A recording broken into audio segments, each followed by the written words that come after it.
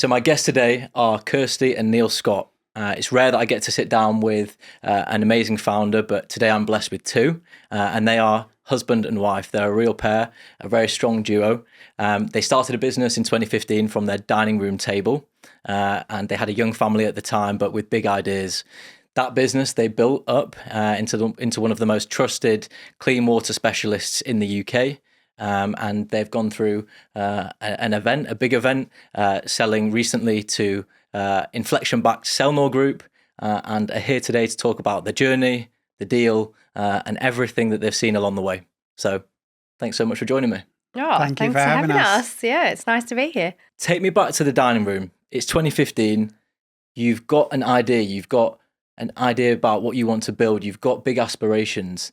Why did that feel like the right time to set up Veriflo? And what made you feel like this could be the thing to take you forward and see you for the next few years and to build something really special with some great people? I don't really think that it did feel like the right time. I think probably completely the opposite. It felt like absolutely the worst time. We'd had a really big mortgage. We had 2 babies under 2, but a great opportunity presented itself. And it was one that I think that we had some rules that we set in place that were our non-negotiables. So at the time, the risk felt reasonably low, although I think if you'd have looked at our life from an outsider looking in, it absolutely would have been the worst time to be thinking about starting a business and with a very young family. So, and it was largely helped by a good dinner and a bottle of wine that helped us make that decision. I also think we was both in a career that we felt that we just had a bit more to give. You know, you had your day-to-day job, and I don't want to speak for Kirsty, but in my roles that I had in my previous companies were that maybe you didn't get to see stuff through fruition from start to finish. You would hand over to different teams, different elements, and to grab hold of something and be able to, just give a little bit more, is a bit more hungry than just being an employee or a number in a business. I think one of the other things I just wanted to say is that we was feeling a bit of peer pressure. I remember one of my examples of is this the right decision was almost having a parent or my mum say to us, what are you two doing? You have like Kirsty just mentioned, a decent sized mortgage, our first family home, and 2 under 2. We're both doing reasonably well in our careers. And there's what are you thinking throwing that in to give this aspiration and journey that we both had to go? So that was, you're battling against that as well to say, actually, our family, right? Are we making a mistake? So it's just a bit of a moment that the parents were not trying to hinder it, but also worried and wanted their children to do the best they can. So. But I think also we knew that we wanted a bigger life for ourselves, and I think that's part of the ambition is that we knew we wanted something more, and you don't just get given it. We knew that we had to build it. So, we just leapt off that cliff and started building. It's hard. Mothers usually do know best. So to go against it, takes strong people. So you set 2 rules early on. Never the house as collateral, and never let the business get in the way of marriage. How did that play out in reality? What did you do to kind of make sure that you were always protecting those 2 non-negotiables? I think the first one that you mentioned there, our house, is that was an absolute fundamental for us. It was that we would never risk our family home or somewhere that we had as our home security to bring our young family up in. That was an absolute one that we decided early on, that it doesn't matter what happened, how much we may need that bit of extra cash flow, or we may need an extra £100 to pay wages when we was a bit short on reasonably sized payment terms with early clients. So that was definitely a non-negotiable. The other question is, how long have we got?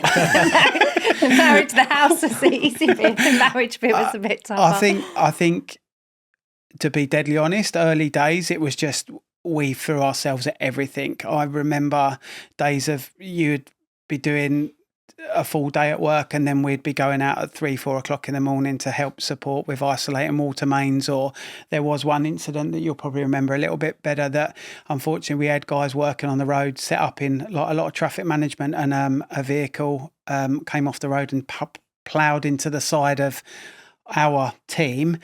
And Kirsty and I had to get our parents to come round at 3 o'clock in the morning to look after 2 under 2s. And we went to the hospital to make sure our team was all right. It's those bits that you just, like, they're easy to forget, but you get into that kind of, that kind of ownership of owning your own business, and it's fundamental. You're there, you care for your team, you want to be there for them. We made the decision to start it together. We had these ground rules and we had to give everything, because I don't think that, you know, in my opinion, I don't think you can be successful in what you do unless you give it everything. And so, yeah, when your team needs you, we wanted to be there. It's not that we had to be there. We wanted to go and make sure that he was okay. We wanted to be, you know, the first responders for him and for the company. And and that takes some dedication and some sacrifice and a village. So we couldn't have done it without our family around us supporting our children and also us as well, and picking up some of the pieces. So I think we're forever grateful for them to allowing us to be that flexible, and each other as well. So there are some nights that, you know, Neil would have to work late, or I would have to work late, or either one of us would have to focus on different areas of the business, and we just needed the other one to pick up the pieces without having to explain why, or, you know, feeling guilty. We just had this team and each other around. And, you know, when Neil would come home and say he's had a hard day, or when I'd say he didn't need to explain it. There was like this unwritten understanding, that he knew when I said I've had a hard day, or he said I've had a hard day, like, we knew what that meant. He didn't need to divulge all of it. There was this underlying, and I think that was one of the things that we didn't have before the business, but we did during it. We built that understanding, and I think that's quite special. Yeah, I think, like, good to fast forward a year, maybe 2 years into the running of Veriflo, we then kind of defined each other's roles, so that, because it was a bit of chaos at the start and we was just jumping over hoops and, like, just get stuff done. But then I think for the sake of the marriage and for us to be able to work together moving forward, it was clear defined roles of who would do what in the business. And I think that was fundamental for the successful journey that we went on, is that, yeah, we had clear, I'm going to take care of this, I'm going to take care of this, and then we'll work on the stuff that falls outside of that. I think there's nothing that really earns the trust of your people and a better signal than when you hear someone's gone to hospital. It's usually the families, the close loved ones, who go first, and the fact that you guys were there responding shows how much you value each and every one of those people, and it becomes that family. Yeah, definitely. Yeah, absolutely. So selling a business is naturally one of the biggest things, one of the biggest moments that you'll have in life, and you guys are fortunate to have each other going through it together as sounding boards. And so as you embarked on this transaction, how did it come about? Who approached who? Who were you advised by? And why did the partner that you went with in the end feel like the right fit for the business? Ultimately, this has been your baby.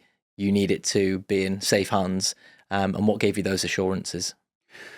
The reason for sale was, I just think that the business had maybe got to a point where we had to have a chat between ourselves about the next journey of where Veriflo was to go. And obviously we've got some great friends, some great colleagues there, and we had to really ask ourselves a big question: do we have the appetite to take this on its next journey? And there were some few personal bits that were going on that maybe came into the factor that, but ultimately our decision was that we wanted, it needed some investment. It needed taking on that journey to the next level, and the people there deserved it. There would be more opportunities. There would be bigger contracts to go after, bigger frameworks. So that was one of our fundamentals, or one of the key reasons that we decided, you know what, it's time to start having a look at what available investments there are. One of the key players was our minority shareholder. He was able to introduce us to a few people, but after deciding the next journey for Veriflo was maybe some investment or some potential help, we went to look for a potential broker who could maybe introduce some parties that would be interested in looking at Veriflo for the growth or the next journey. So we chose a business called Initium, who were fantastic through the whole kind of hand holding, the whole scary data rooms, the whole pulling all the information together. And we worked with a guy called Andy and his team, another guy called Jim, and there was too many to mention that actually really held our hand, and they were amazing at bringing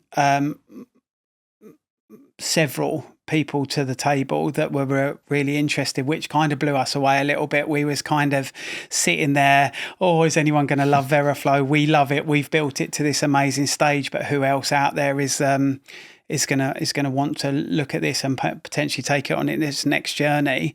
So yeah, they were the kind of key people that we brought on board to support us with looking at potential acquirers. And they really ran us through the motions as well. I remember we went in for one of the meetings. It was one of the first times that I'd met them. So Neil did the initial, scoping out and, shortlisting the brokers that we were going to use.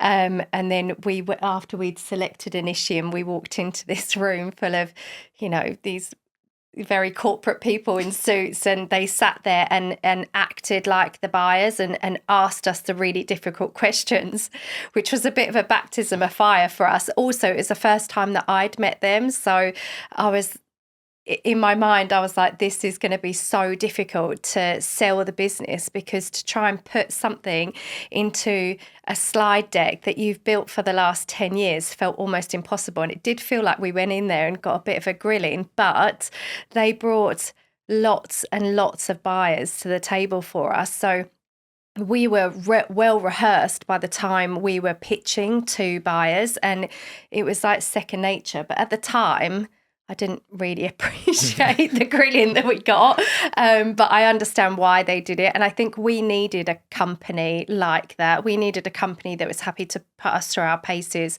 and challenge us, but also they held our hands, didn't they? And our lawyers as well. Freeths were absolutely amazing. We were speaking to them day and night.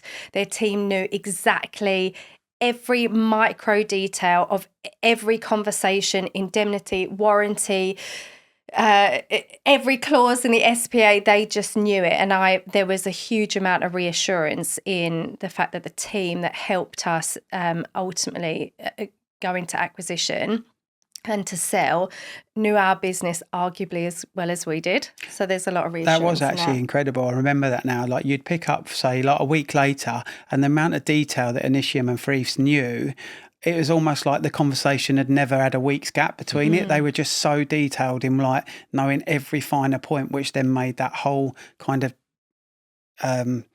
process almost seamless. It was, amazing. And then we come on to... we've obviously joined the Celnor Group, which I was trying to think the right way. So as much as we get a grilling about how great our business is, we also had the opportunity. Initium said, you need to now challenge them on why they're the right fit for you. And Kirsty and I sat down and we spoke about the potential acquirers or the next journey. And we just really liked, we got to meet Simon Parrington, the CEO of Celnor Group. We felt that what they were telling us, or what the next journey for the business was, it was what we wanted to hear. It was about that we would go in as Veriflo. It wouldn't be rebranded. The badge wouldn't get ripped off of the T-shirt. The vans weren't going to all be stickered up, and they were going to be very much there as a support function in the background, and whatever support we needed to just take that. We already had the vision, the journey of where the business was going to go, but we just felt that they were the right fit for us to still be Veriflo, the culture, the kind of ethos that we had brought in there, that was going to be continued, and that they would very much be hands off. And to this day, they've been fantastic and true to their word. They very much have let Veriflo organically grow, and they've stuck to what they said that they would do. So yeah, it was a really good choice, we feel. Yeah. Thanks. Yeah. So you picked Celnor. You've gone with them, and you feel like you've had a great experience. How did your roles change? Most founders, when they exit to a PE-backed trade acquirer, a lot of the time they'll part ways with the company and hand over the reins. How did your roles shift, and what do they look like today? And what does your future with Celnor look like? I think our roles in Veriflo had evolved. Like Neil said earlier on, we'd had to define what parts of the business we both each owned and what we needed to talk about and what we didn't need to talk about. So Neil was very much in charge of our clients and our project delivery, and I was very much on the compliance, finance, HR side of the operation. So we agreed really early on that we would agree on big spends and big costs and not a lot in between. We'd have to give each other the autonomy to make decisions and good decisions for the benefit of the company. So then when Celnor came in and the selling point, the reason why we chose them was because they weren't going to rip our badge off, like Neil said, and that they were going to be quite hands-off and trust in the leadership team that we'd started to build to be our succession. So we implemented our succession plan really quickly. In fact, day one of sale, we also promoted our operations director to managing director. Although in part the business had grown so big, he was already kind of doing half of the job anyway.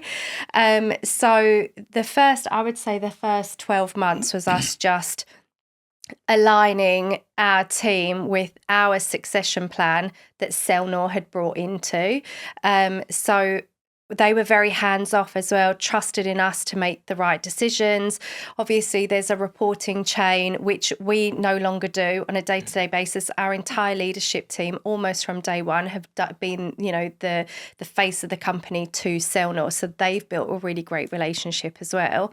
And then it was a bit weird making yourself redundant in your own company, because that's essentially what we've had to do. But the day-to-day, I think for us, our leadership team has picked up on a lot.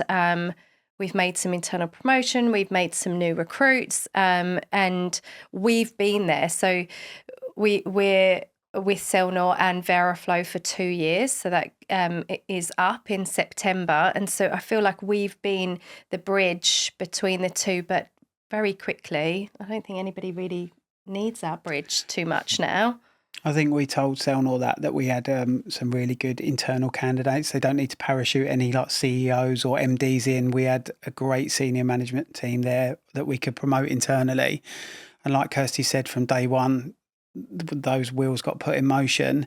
And you do sit there though, and you think, okay, when's the big changes going to come from Celnor? When's there going to be like X, Y, Z that's going to change? And everybody's like, so you go into work the next day with the acquisition done, and you think, okay, what's going to change? And in your brain, you're saying that no, Celnor said nothing's going to change. And the staff, you can sense it a little bit from staff as well. Okay. And it's just exactly the same as it was the Friday before when you walk in on the Monday. So that was really comforting, and that's continued up until today. Like Kirsty said, there's obviously some lines of reporting which you're going to get in any acquisition, but yeah, it was a good choice, and our roles kind of the handover was done, and we're now just working towards September. Amazing. It's really interesting you mentioned around the team and sort of a nervousness or perhaps some apprehension around what could happen to their roles, the business. They've been working really hard for the company. How did you manage those characters, those people who were coming to you expecting something bad to happen? Did you see any behaviours shift? And retention in any business is difficult, but I know typically in the services industry, even more so. So be keen to hear from either of you on how you managed those conversations and that process. I think that was part of what Celnor did really well and helped us with that transition. They had a team that came in and spoke to our team, allowed them to ask any questions. They were very open with any responses. And I think that went a long way for people to say, great, we've seen the faces of Celnor in the early days. They got to ask any questions either in face, or they were given an option to ask any questions privately, and that really helped with the integration.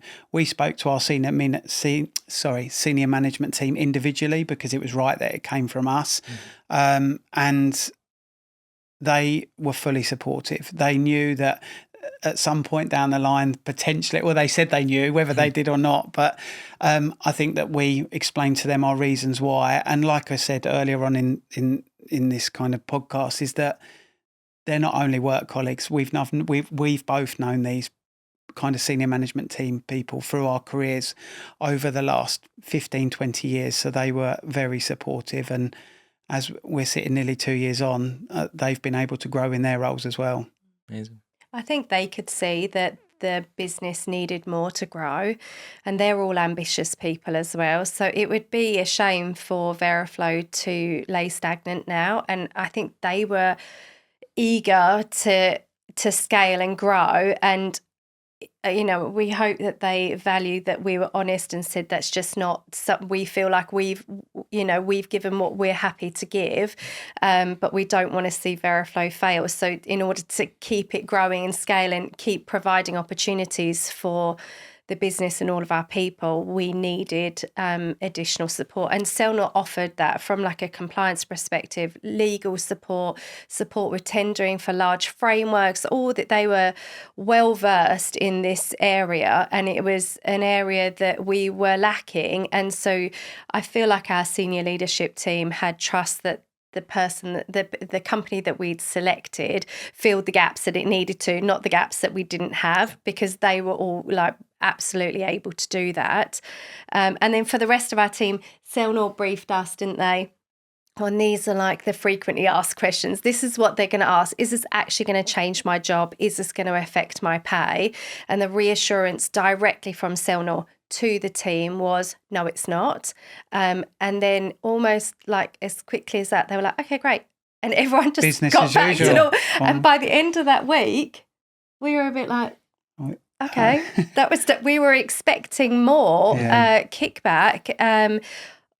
But everyone was just, there was a sense of calm and reassurance. And, we took a little bit of credit for that we'd started building a strong team that were, open to it. And one of our company's core values from day one has been adapt to change. So we are a reactive business and we need everybody to react to that. So I think the company as a culture, we're really versed to just cracking on with it. So most founders have an exit and then they either stop or they think about what's next. Your what's next happened even whilst you were building Veriflo. So it'd be really interesting to hear more about GoldTap, how the idea came about, what's the problem that it's solving, and what does the future look like for that business? So GoldTap began as a part of Veriflo. So we predominantly at Veriflo work on strategic projects. So some of the larger infrastructure projects, or that's kind of where we pitched ourselves, is working on some of the larger diameter water networks that are in the country. And for that, you need to have technicians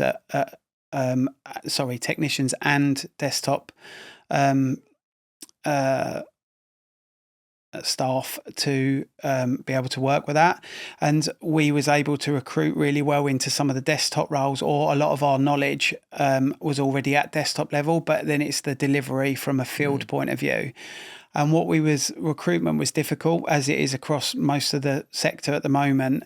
But what we identified was that we needed to do some in-house training to get people where we needed them to be, because we was kind of selling this one-stop shop, operating at a high level on some huge, big infrastructure projects. For example, one like HS2 is one of the big clients that we work with. And we couldn't quite get people there, the fundamentals, but maybe not just where we needed them to be. So we decided that we would start a training school internally in Veriflo and look to try and bring those upskill people as quick as we could. And that went really well. We was getting some of the slight mistakes or some of the bad habits squashed and put to bed quite quickly by pulling people offline, working in a training environment on similar type of network, smaller scale, and it was working fantastically. So much so that the kind of training facility that we had built was sitting dormant for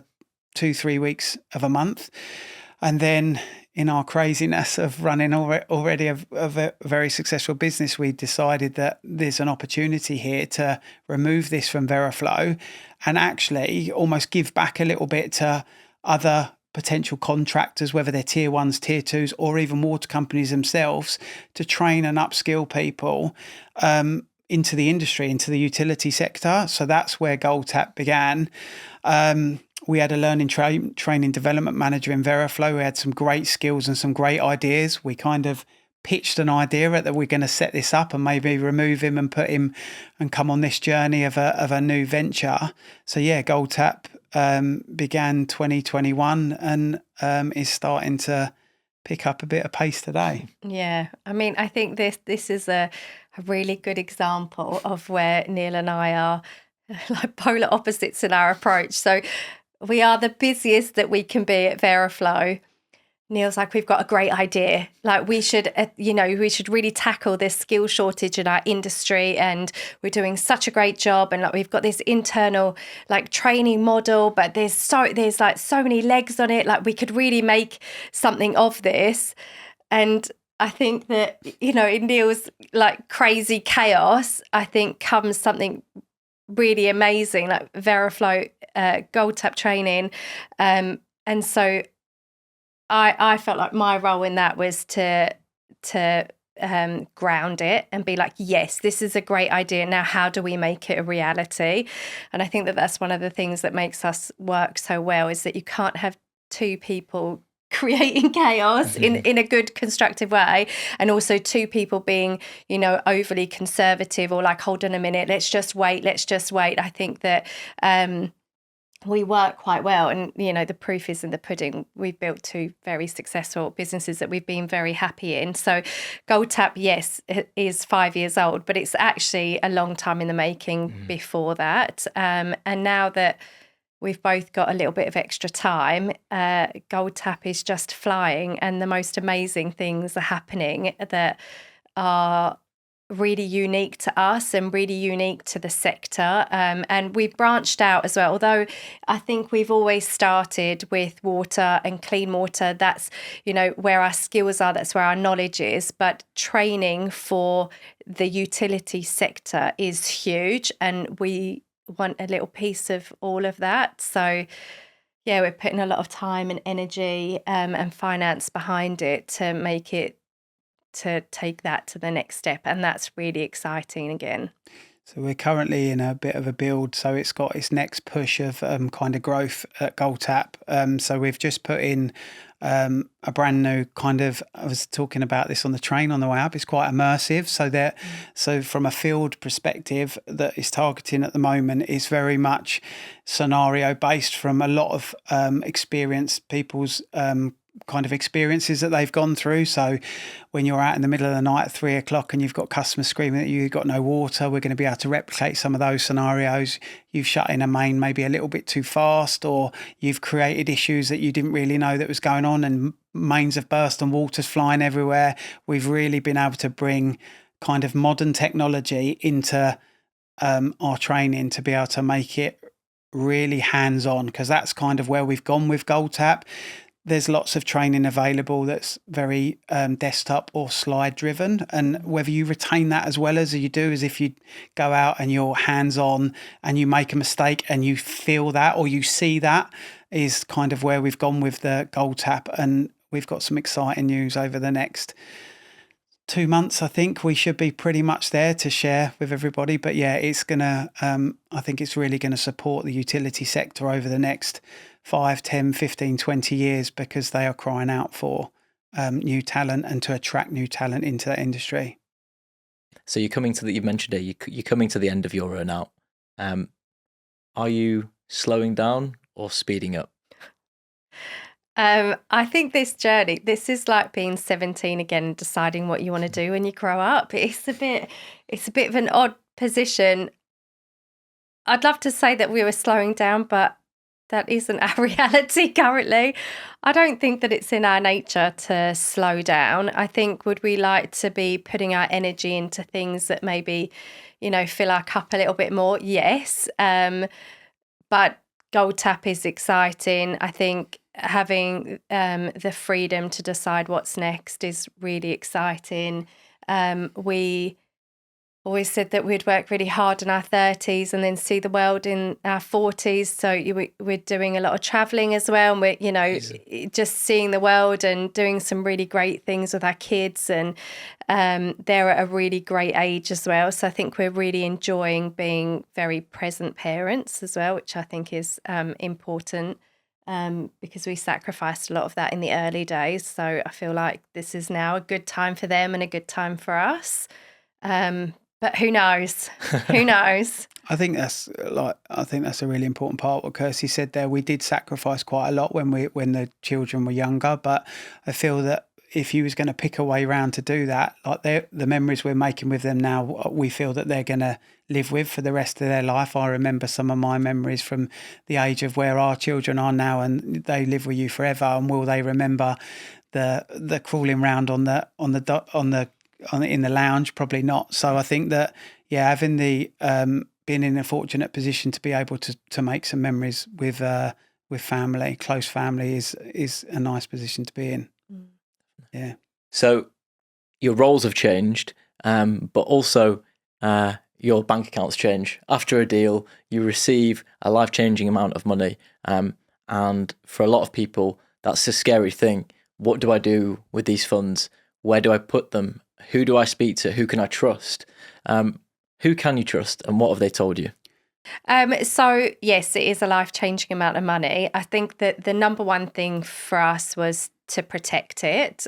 So we are, self-made. We've built this from nothing. So that's really important that we do protect it. So we are working with a financial advisor and a couple of firms that are helping us to navigate this new world. And we're both really interested in learning more about it. It wasn't Veriflo's journey to be funded to start. So we are enticed by other founders' journeys as well. And then the more you speak to different founders and their journeys, and the more you realise how big this world is. And so for both of us, we really wanted to feel like we were supporting founders as well. And had we had to be in a position that we had to find funding, we would have liked to have found maybe an investor like us. Mm-hmm. So we started off by dabbling in a little bit, building up our knowledge, understanding, the SEIS and the EIS schemes, and understanding what cogs we had to, put into motion to make our money work hard and be sustainable for our family, but also to be able to give back as well. Mm-hmm. So we've both been on an investment journey, and we've both made investments. And I think that although currently we've got a lot on our plate that has stalled, but not because of lack of interest, but just more lack of time, as is every founder's, mm-hmm. We're all up against that. But we've enjoyed learning about the industry. We've enjoyed building a relationship with our financial advisors, and we've enjoyed getting to know the founders that we've backed as well. I think we was really lucky in the early days of Veriflo. Our minority shareholder introduced us to wealth management team, and we've been with them ever since. And that kind of relationship and that rapport is critical, because at the time when Veriflo started, we very much, I think, we managed to start Veriflo with some savings that Kirsty had, and now obviously coming through to exit, you mentioned like you get the deal money come through, and I think that having that same wealth management team from day one through to then having some funds available to look at what are our next shops are, was for my own, not for me, for both of us, was something that you trust, because Kirsty's dead right, is that you just, the first thing was, you don't want to lose that. You don't want to make a poor investment. You don't want to go on a heartfelt journey and then all of a sudden you wake up in a year's time and you're like, where's all that gone? That real hard graft and effort. So yeah, having that wealth management team that we've come on, they came on the journey with us as well, which was really nice and really comforting. And the advice that they gave us, as I'm sure is very common advice, was to diversify. So we've learned a lot about, how money works and how to make your money work for you. And that's been really interesting as well. He calls it, our financial advisor calls it the satellites. You have your core and then you have your little satellites, which you can work with along the way to just, to diversify and not have all your eggs in one basket. It's the same as winning contracts, you know, you don't want to be too heavily weighted on, you want to, have options. And the fun money satellite seems to be getting bigger and bigger and bigger. So like the more we do, the more, you know, eager you are. Yeah. So we talked earlier about you guys as a duo, husband and wife. What words of advice would you be able to share with any other partners who are looking to go on a journey? Maybe they're just starting out their founder journey. Maybe they're just conceptualizing it, or maybe they're partway through it and they're trying to navigate it. What snippets of advice would you be able to share with them to help them along their journey, which might have helped you? I think for me is that Kirsty and I very much were just, and excuse the pun, we're very fluid. I think that you can write the best business plan that you could ever dream of and it looks great on paper, but then it's being able to adapt or go with your gut sometimes. Like I remember when we took on our first employee, it was like, this is huge. We've got to pay this salary.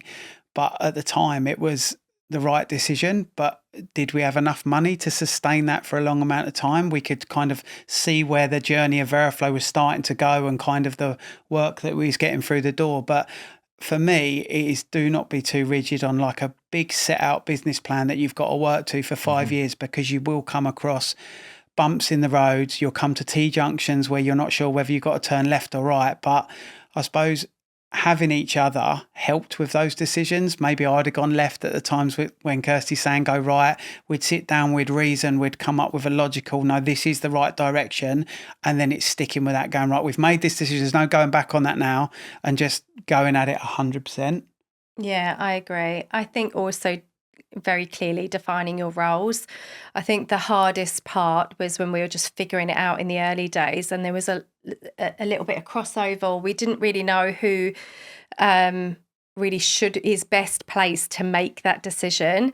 And so you have to define your roles, and you have to be able to hand that autonomy over and trust that the other person is making good decisions for the right reasons. And then it makes you really responsible for your area as well. Like I don't want the business to fail because of something that I could have prevented. So I think it helped certainly with like my conscience as well. It's like Neil's doing such a great job in, you know, delivery and client relations, for it to all go to pot because I can't manage the money properly or the people. I just didn't want to be responsible for that. And then it meant that we could celebrate each other's wins. And then, you know, we didn't have many failings, but when we needed each other, we could come at it from a different perspective. And I think that that's what made us work. We're very different people, like chalk and cheese. But I think it's good for business. I think one of the other fundamentals is that it took us quite a long time into our journey with Veriflo is to just take a minute before you walk through back into a family home to be husband and wife, is that we would come in, maybe something hadn't gone quite right for the day, and the natural brain right is to catastrophize, to think the worst, this is going to happen. That definitely for me, and it was just do that extra lap on the way home to like kind of try and walk through the door and be the best parent you can be the best husband/wife you can be.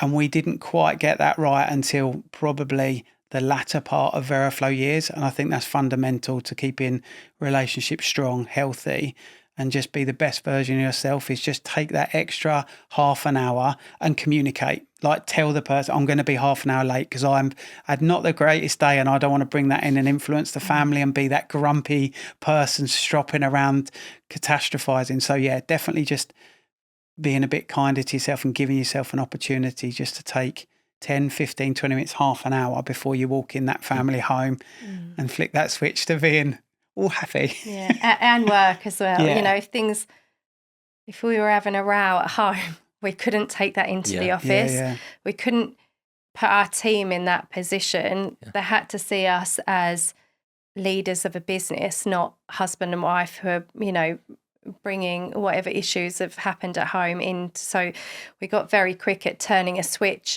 at work, and then had to learn how to flick that switch the other way at home, because running a business is everything. It just completely consumes every part of your life. We took our laptops on holiday. In fact, we still do.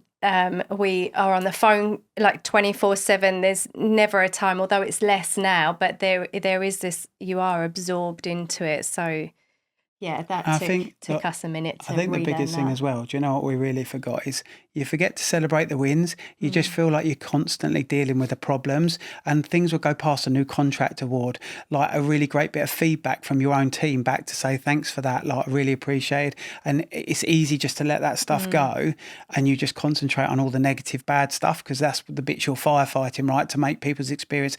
The client wants a better experience, whatever it may be, to just continuously keep improving. You have to remember to celebrate the little wins as well.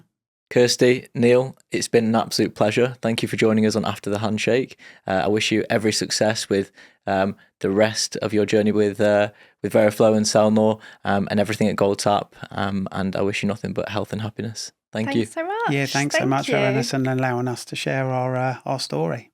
Thanks. Thank you.